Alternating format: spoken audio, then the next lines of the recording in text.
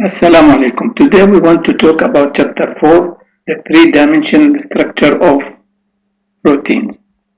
The chapter outline will be as follows. Part 1, we will talk about protein structure and function. In 4.2, primary structure of proteins. In 4.3, secondary structure of proteins. And this concludes part 1. Then in part 2, we'll talk about both tertiary and quaternary structure of proteins. Now, protein structure and function. Now, biologically active proteins are polymers consisting of amino acids linked by covalent peptide bonds. Many different conformations, or referred to as three-dimensional structures, are possible for a molecule as large as a protein. Of these structures, one or at most a few have biological activity. These are called native conformations. Many proteins have no obvious regular repeating structure, and as a result, these proteins are described as having large segments of random structure, also referred to as random coil. The term random is really a misnomer because the same non-repeating structure is found in the native conformation of all molecules of a given protein, and this conformation is needed for its proper function. And because proteins are complex, they are defined in terms of 4 levels of protein structures. What are the levels of protein structures? Primary structure is the order in which the amino acids are covalently linked together, or we say it refers to the linear sequence of amino acids in a polypeptide chain, and the chain is read from the N-terminal end to the C-terminal end. The primary structure is the one-dimensional first step in specifying the three-dimensional structure of protein. Now, secondary structure refers to the ordered three-dimensional structure in space of the backbone atoms in the polypeptide chain. We have the alpha helix and beta pleated sheet are 2 different types of secondary structure, which we will talk about as we go.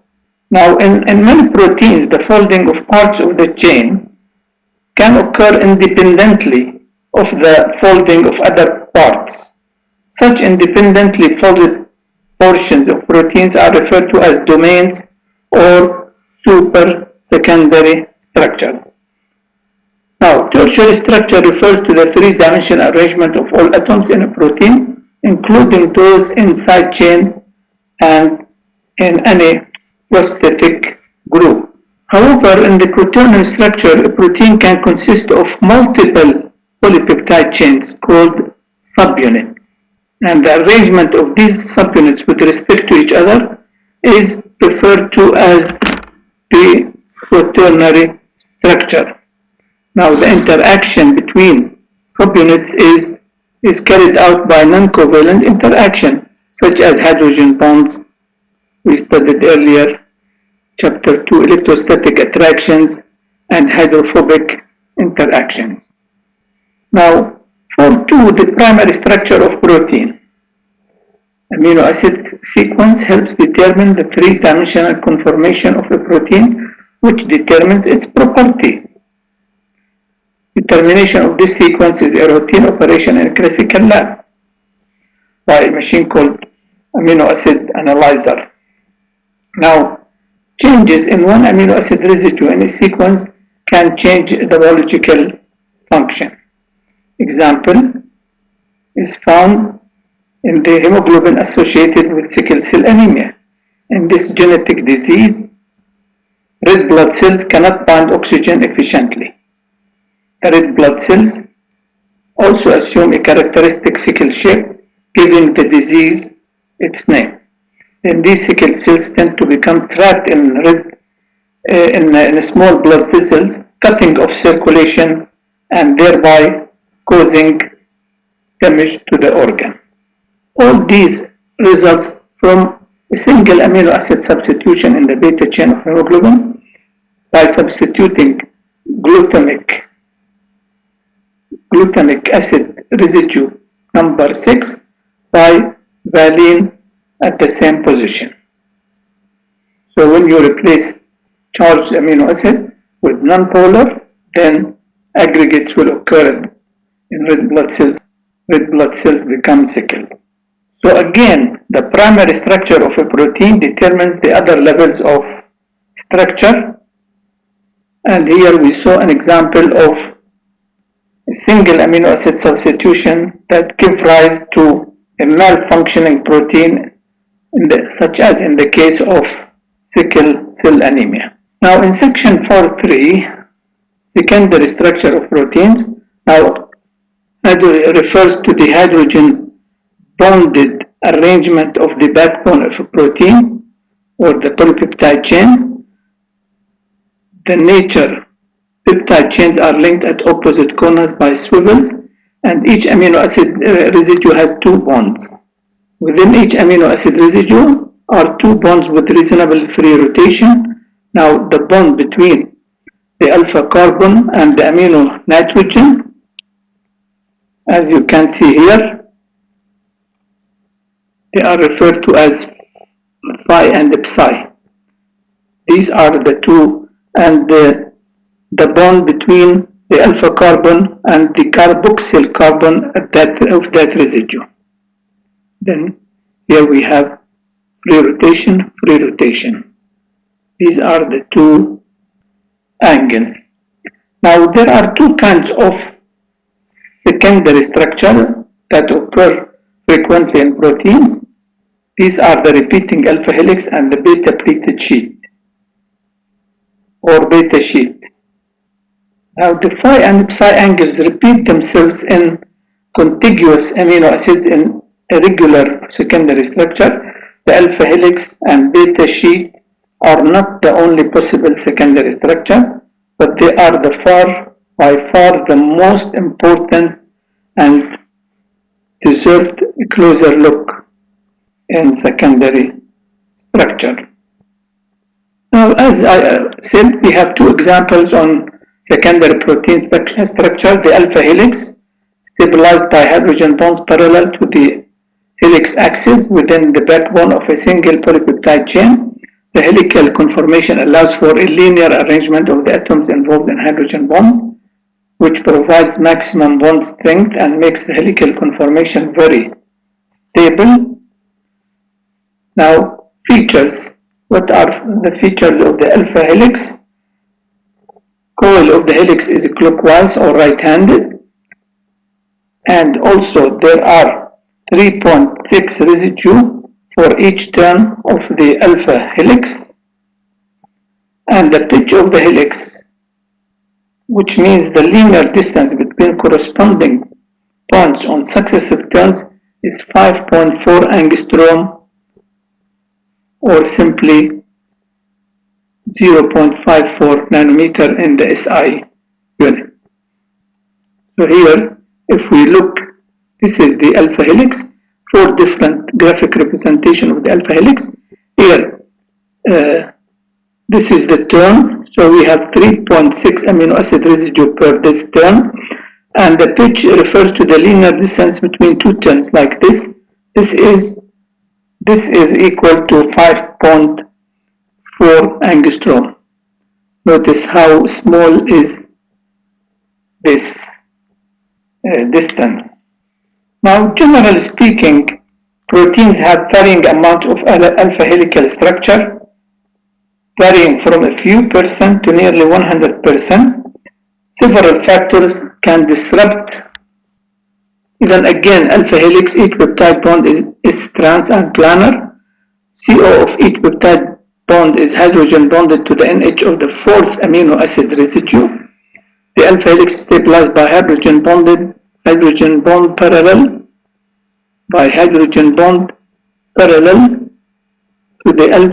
to the helical axis within the backbone of the single chain. All the side chains lie outside the alpha helix. Now, several factors can disrupt the alpha helix. Now, the amino acid called proline creates a bend in the backbone because of its cyclic structure. It cannot fit into the alpha helix. So, rotation around the bond between the nitrogen and the alpha carbon is severely restricted, and 2. Proline's alpha amino group cannot participate in intra-chain hydrogen bonding. Other localized factors involving the side chains include electrostatic repulsion, strong electrostatic repulsion between close amino acids with similar charges, lysine positive, arginine positive, glutamate negative, aspartate negative, and also by steric repulsion of bulky groups. This is called crowding, caused by the proximity of bulky side chains. When these amino acids, any two of these amino acids are in close proximity to each other, they lead to steric repulsion. This is also called crowding. Now, in alpha helical conformation, all the side chains lie outside the helix, so there isn't enough room for them in the interior. The alpha carbon is just outside the helix, and crowding can occur if it is bonded to two atoms other than hydrogen, as in the case with valine, isoleucine, and threonine. Now, what about the second example on secondary structure, the so-called the beta sheet? Now, hydrogen bonds between peptide chains can be inter or intra-chain, and this gives rise to the zigzag structure and are perpendicular to direction of the protein chain. These polypeptide chains lie adjacent to one another. Now, if chains run in the same direction, the sheet will be parallel. If they are in opposite direction, then it's anti-parallel. Again, when alternating chains run in opposite directions, an anti-parallel pleated sheet is formed.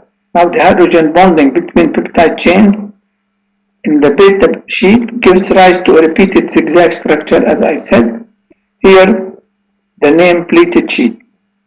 The R groups alternate above and below the plane. Each peptide bond is S-trans and planar. So here, in this figure, you see the two examples on beta pleated sheet, the parallel here, and this is the anti-parallel.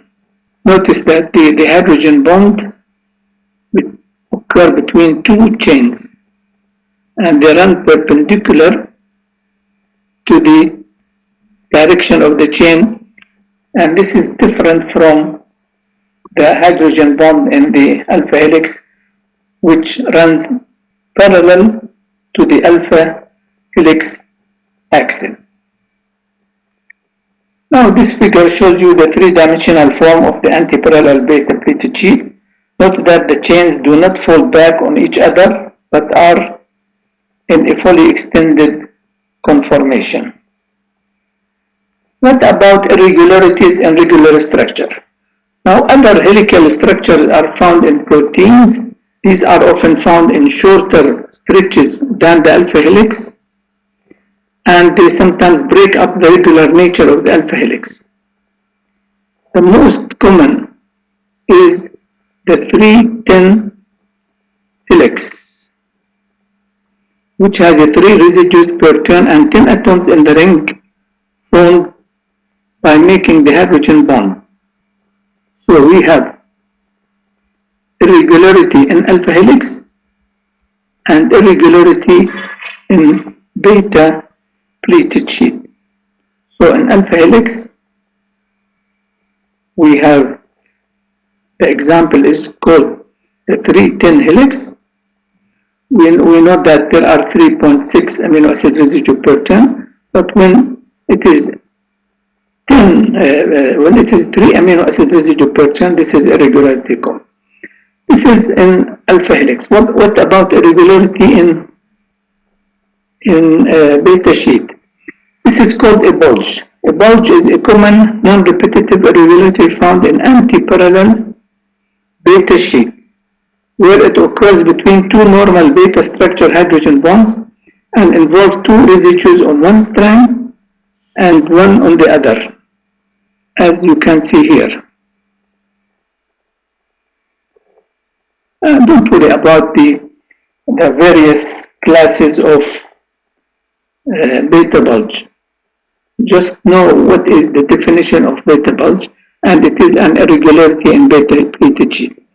Common, non-repetitive, irregular secondary motif in antiparallel beta sheet occurs between two normal beta hydrogen bonds and involve two residues in one strand, etc. Now, irregularity, two types of irregularity, one in alpha helix called 310 helix, and one example in beta sheet called beta bulge. Now, protein folding requires that the peptide backbones and secondary structure be able to change direction. Often a reverse turn marks a transition between one secondary structure and another. So, this is called reverse turn. Parts of proteins where the polypeptide chains fold back on itself. Because of for steric reasons, glycine is frequently encountered in reverse turn, because glycine is a small, in which the polypeptide chain changes direction.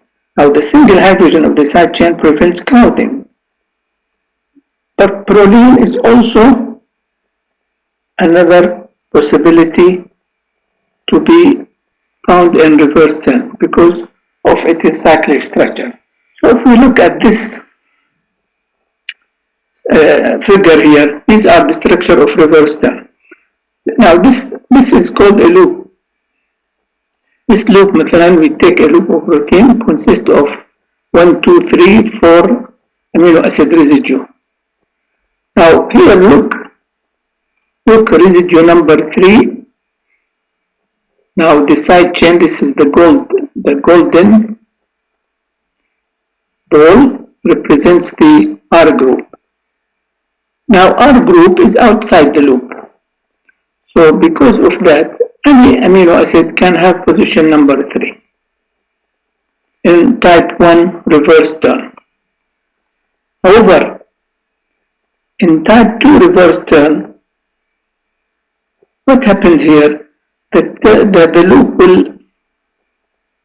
will turn by 180 degrees.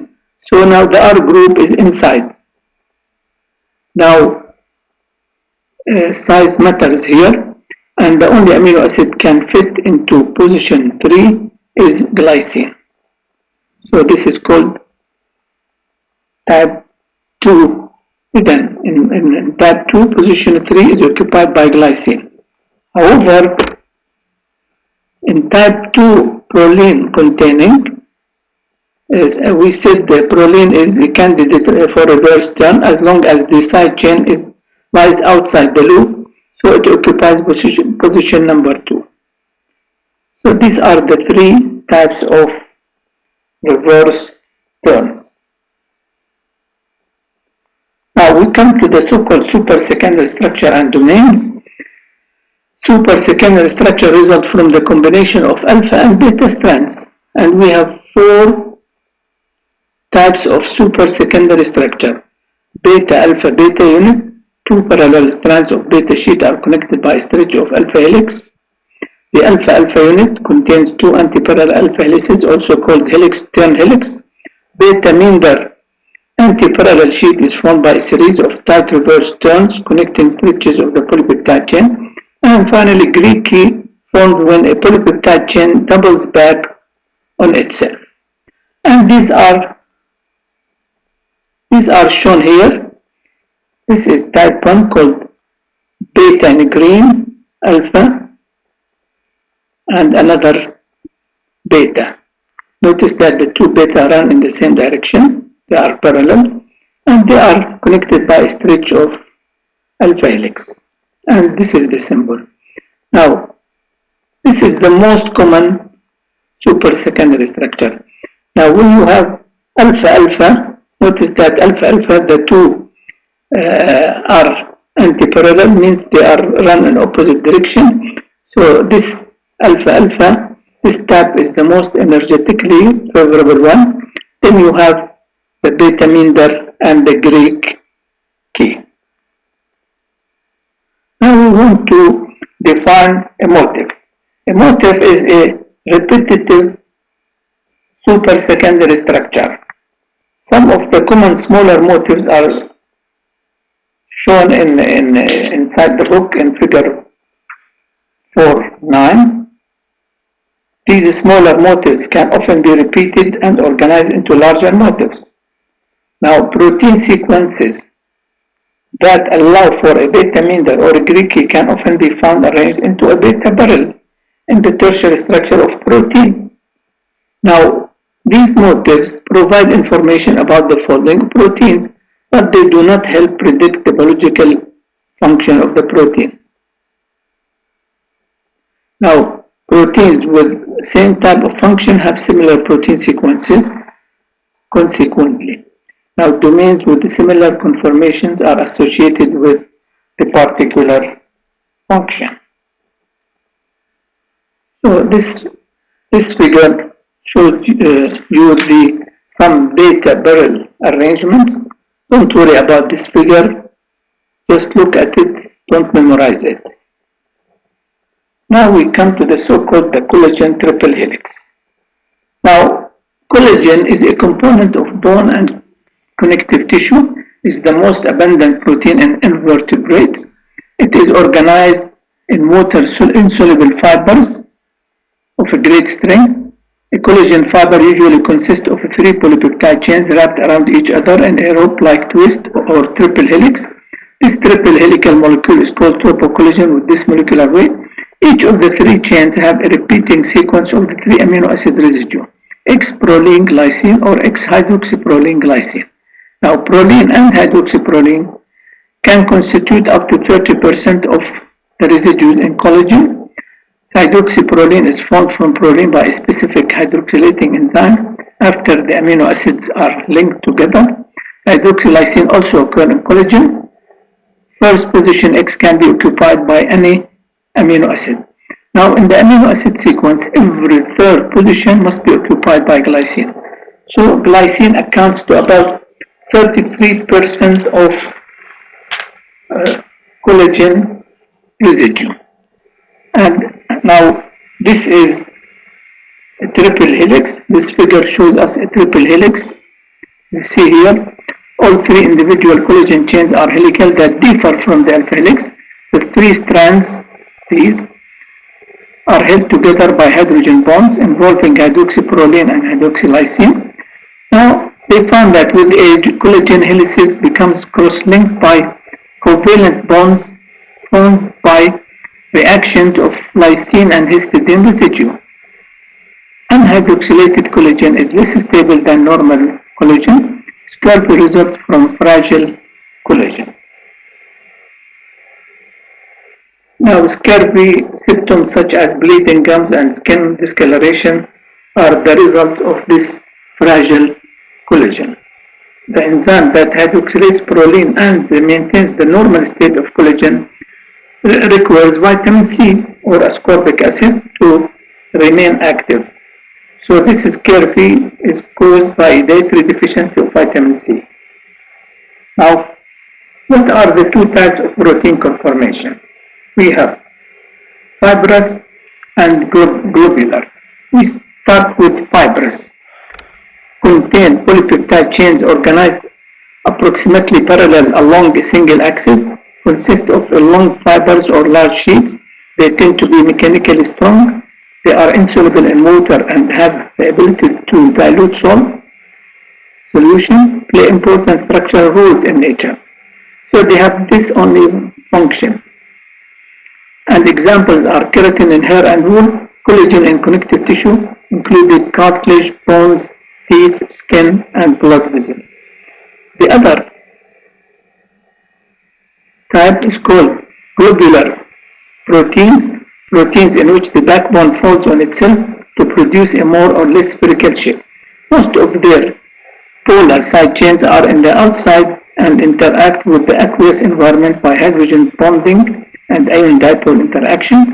Most of their non-polar side chains are buried inside, have substantial sections of alpha helix and beta sheet. They tend to be soluble in water and salt solutions. They have compact structure. In addition, they have various functions. The globular protein could be can transport oxygen as in hemoglobin, or it can be an enzyme which catalyzes a reaction, can be a hormone, etc. So globular proteins have various functions as opposite to fibrous proteins which have only one structural function. So this figure shows us the comparison of the shapes of fibrous and globular proteins.